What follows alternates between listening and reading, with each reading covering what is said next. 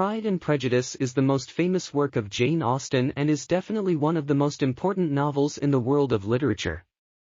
Austen's writing talent was praised by Walter Scott, Virginia Woolf, Richard Arlington and many others.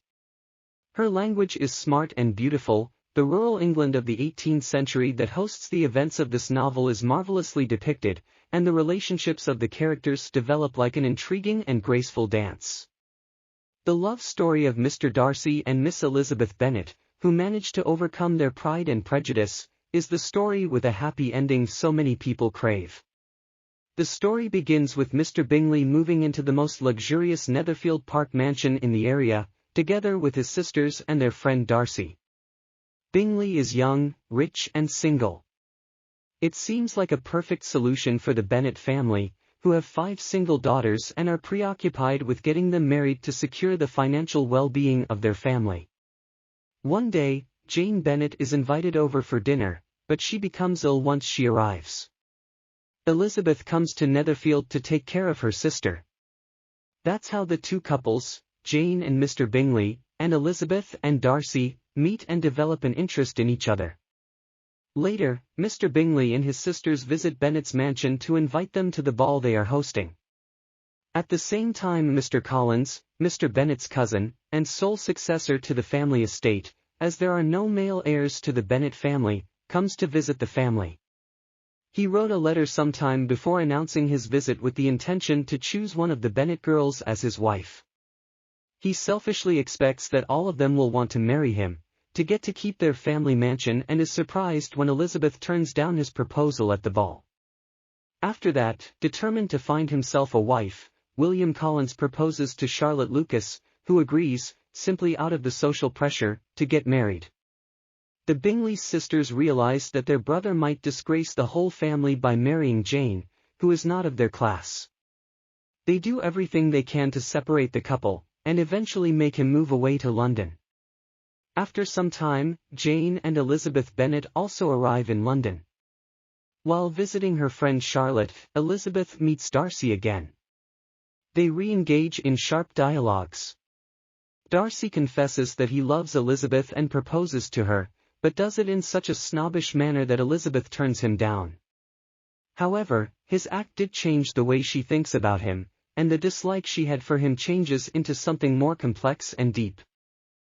The next day Darcy writes a long letter to Elizabeth in which he comes clean, sincerely explains why he interfered in the relationship between Jane and Mr. Bingley, which he sincerely regrets, and explains that the stories Mr. Wickham tells about him are lies. Elizabeth changes her attitude towards Darcy, but doesn't initiate contact to tell him. The next time the lovebirds see each other is when Lizzie travels with her aunt and uncle to visit the Pemberley estate that belongs to Darcy. She hears people saying good things about him, and Darcy himself behaves quite gallantly around people. One day, Darcy sees Elizabeth in tears after she finds out that her younger sister Lydia had run away with Officer Wickham. Luckily for all, Uncle Gardiner was quickly able to find the lovers in London, and pretty easily managed to convince the young man to marry the girl he had seduced. Only later Elizabeth would realize that Wickham agreed to marry Lydia because Darcy had paid off all his debts.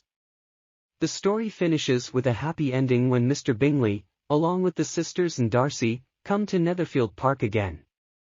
Darcy proposes to Elizabeth for the second time and she agrees, and they move into the pompous Pemberley house. Mr. Bingley marries Jane and the two live happily ever after. Pride is the key theme that keeps the protagonists of the story from developing intimate connections. When Darcy proposes to Elizabeth for the first time, he is not shy to throw in a couple of comments to demonstrate his superiority, compared to Elizabeth's family. The girl's pride wasn't able to handle it, despite the connection the two had. Anyhow, the story also demonstrates that it's possible to overcome one's pride. It took Elizabeth a while to start seeing the positive traits of Darcy's character, but, eventually, she saw his true heart. Prejudice is another obstacle in building loving relationships in the story. At that time, it was more important to marry someone within your status than to marry someone you love. That's why Miss Bingley insists that her brother shouldn't marry Jane, despite the fact that the two really like each other. That's also why Darcy keeps demonstrating his superiority to the woman he loves.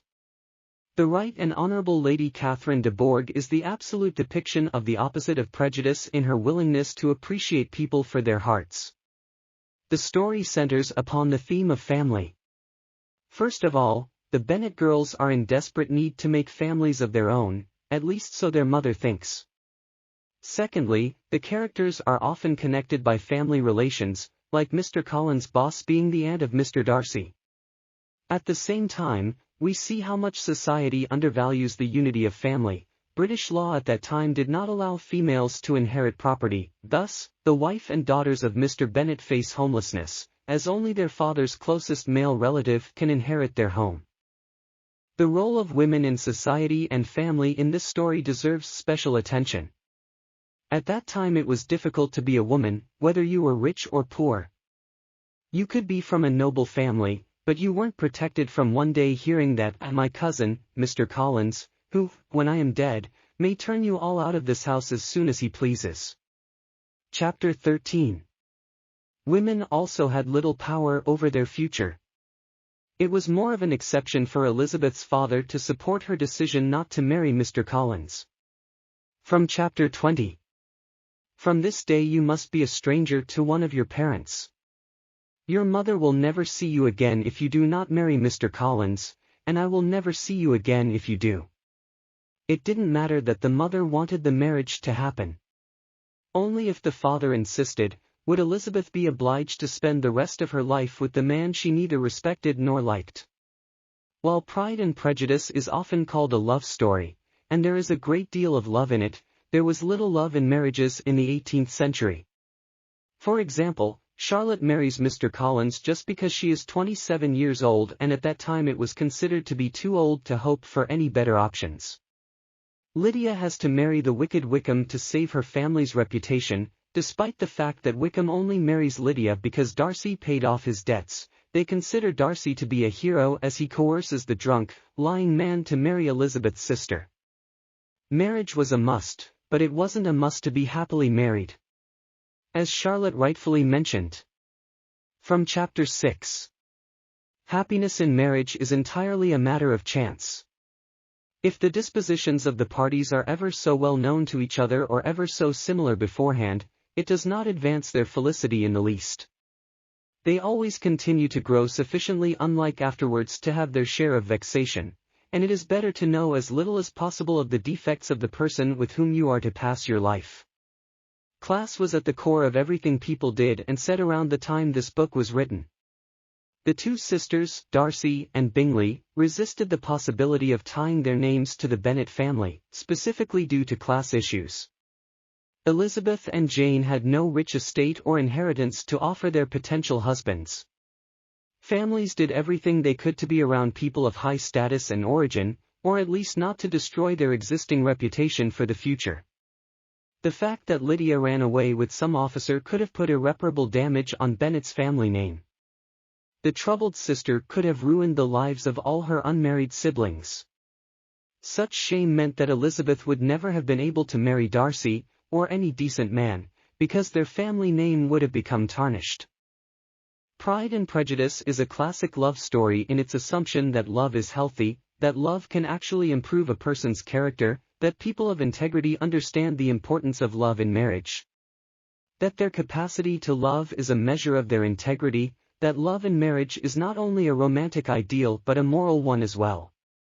And that sensible people can not only marry both lovingly and prudently but that love can help them make their way in an absurd world.